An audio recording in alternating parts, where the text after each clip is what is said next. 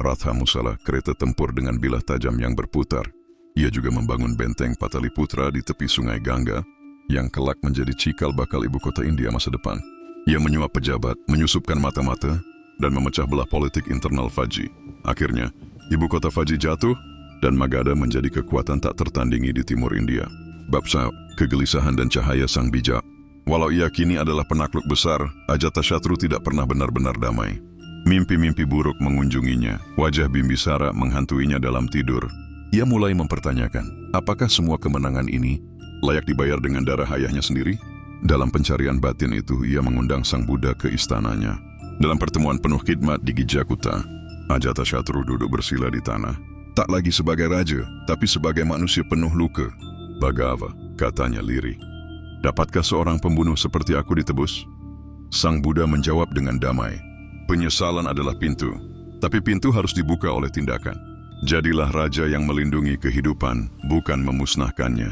Ajatasatru menangis malam itu, dan sejak hari itu ia berubah.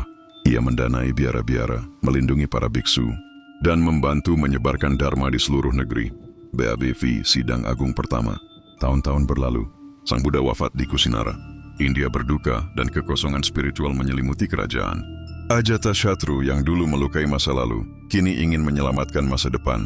Ia memanggil Sidang Agung Pertama Buddhisme di Gua Satapani. 500 arahat, termasuk Ananda yang pernah menjadi pelayan pribadi Buddha, berkumpul. Mereka menyusun ulang Vinaya, aturan disiplin, dan Sutta Pitaka, ajaran lisan, agar tidak hilang. Dalam sidang itu, Ajatasatru tak duduk sebagai raja.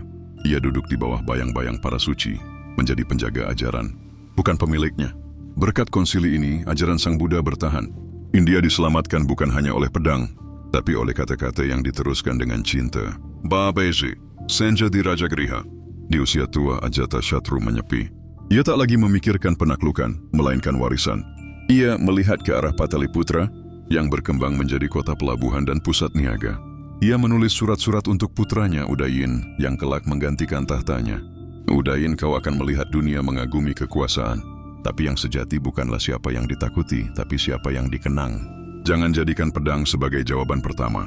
Jadikan dharma sebagai bekal. Ajatasatru wafat dalam kesunyian, dikelilingi oleh biksu dan penasihat. Magadha menangis bukan hanya karena kehilangan raja besar, tetapi karena mereka tahu raja yang pernah mengkhianati cahaya, kini telah menjadi bagian darinya. Epilog, bayang-bayang yang mengajarkan cahaya.